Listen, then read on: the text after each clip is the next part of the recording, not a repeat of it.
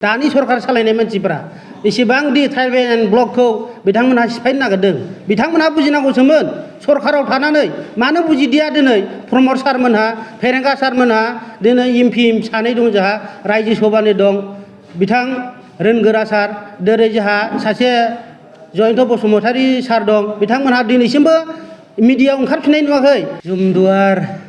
एक्स एनडिबि society दानानै लानाया जों अनेक दुर्भाग्य हिसाबै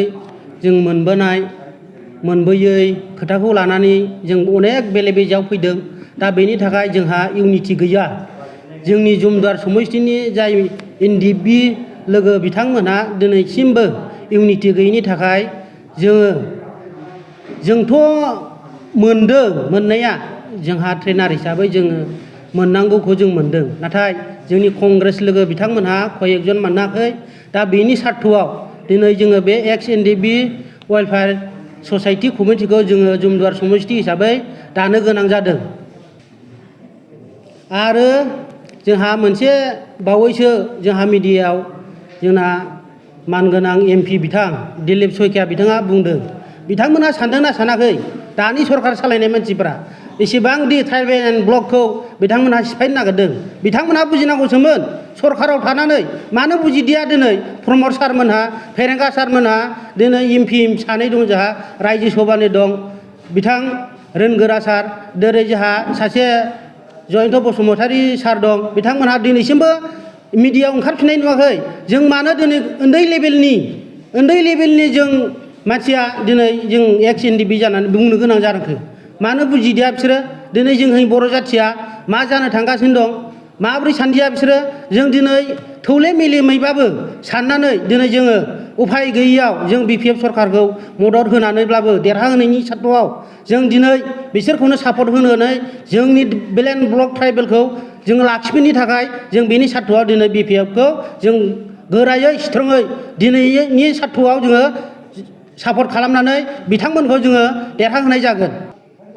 आरो जोंहा माखासे अनेक बिटिसि सरकारनिफ्राय बिथांमोनहा मोनथाम बिसिनि दोलो सरकार दानाया दिनै इउपिपिएल दिनै बिजेपि आरो जिएसपि बिथांमोनहा मोनथामजों सरकार दादों दिनै बिथांमोनहा जोंनि बिटिसिखौ अनेक थेर बेथेर खालामबाय माब्रै मोजां जानो मोनथामजों दानानै सरकार दानायालाय दिनै जों अनेक पावार फांसना जोंहा गोमालांबाय जों बुंनो थाङोब्ला दिनै हनै ट्राइबेल एन्ड ब्लकखौ सिफायनो नागिरनाय बिथांमोनहा बिसोरनो चान्स खालामबाय मानि थाखाय जोंहा पावार फांसना गोमालांखो दिनै बै समाव बिथांमोनहा साननो रोंनांगौमोन मोननैजों जोंनि बर' जाथि बिथांमोनहा साननानै जुदि सरकारखौ दायोमोनब्ला दिनै मोनसेबो पावार फांसनखौ बिथांमोनहा लांफिननो हानो गोहो गैयामोन खमथा गैयामोन दा बेनि सार्थआवनो जोंहा बिटिसिखौ बासायनो थाखाय जोङो जोंनि सार्थआव लाखिफिननो थाखाय जोंनि बर' जाथिनि सार्थआव ट्राइबेल एन्ड ब्लकनि सार्थआव लाखिफिननो थाखाय जोङो मानगोनां हाग्रामा महिलारि बिथांखौ जोङो डाइरेक्टयै अपेनै जों जुमदुवार ब्लक समष्टि हिसाबै जों बिथांमोनखौ सापर्ट खालामनाय जागोन गिबियावनो मानगोनां मिडिया नोंथांमोनखौ खुलुमहरग्रोनाय थाबाय दिनैहाय जोङो जुमदार समष्टि हिसाबै एक्स एनडिबि ससाइटि कमिटिखौ जोङो दाफुंनानै लाबाय आरो बेजों लोगोसे जोंनि बे ससाइटियावहाय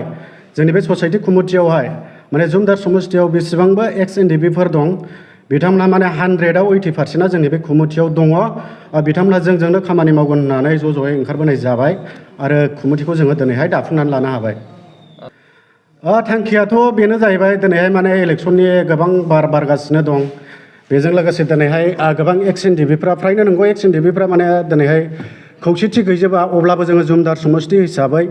जे ससाइटिखौ जोङो दाफुंनानै लानो हाबाय आरो बेजों लोगोसे बाव गोबांथार मेम्बारफोर दं आरो बे मेम्बारफोर बिथांमोनहा दिनैहाय माने जोंनि बे जुमदार समष्टियाव जेनाखि उइलियाम बिथां सारा केन्डिडेट मोननायखाय बिथांमोनहा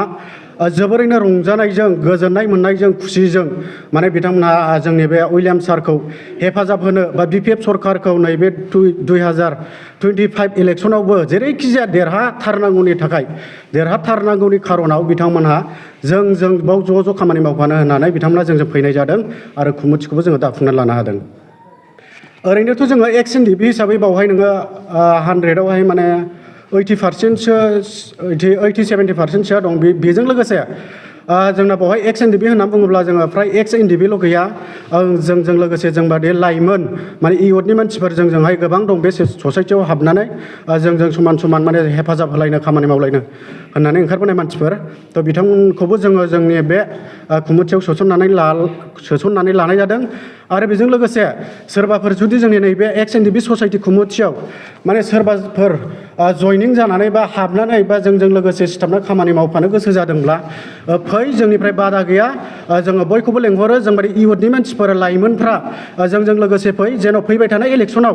जे जोङो BPF सरकारखौ देरहाहोनायनि खार'नाव जोङो एकदम जर जबस्तियै जोङो बोलो होगोन आरो बेहाय हेफाजाब होफानो थाखाय जोङो बयखौबो खावलायहरनाय जाहैबाय फै सुबिदानि खोथा बुंनो थांब्लाथ' दिनैहाय माने बिराद गोलाव बुंनांगौबो जायो आं एफाराब गोलाव बुंला सुबिदा होननानै बुङोब्ला दिनैहाय जोङो फ्रायनो बावहाय आं दहाय बुंलांखाबाय जोङो ससाइटि कमिटि दादों बे ससाइटि कमिटियाव जोंना 80% मेम्बार्सफोर NDB-फोर दं बिथांमोनहा फ्रायनो सोलिबाय थानाय जे बिटिआर सरकार बिथांमोननिफ्राय खुनु मोनसेबो सुजुग सुबिदा मोनाखै बिथांमोनहा दिनै मोननांगौ जे सरकारनिफ्राय अनसुंथाइ बेफोरखौबो बिथांमोनहा मोनाखै जायनि खार'नाव दिनैहाय बिथांमोनहा BPF दोलोखौ ओरैबायदि माने सापर्ट होनो थाखाय गावसिनि मोननांगौखौ मोननो बिथांमोना सापर्ट होनो थाखाय ओंखारबोबाय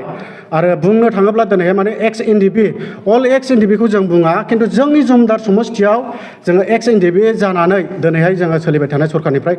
जेबो मोनाखै एकदम जिर' दिनै प्रमद बर'आ फैना खोन्थाफैनो हाया जे बे माबा मोनसे बुस्थु मोनबाय होननानै दा आंनि बुंनांगौआ बेनोसै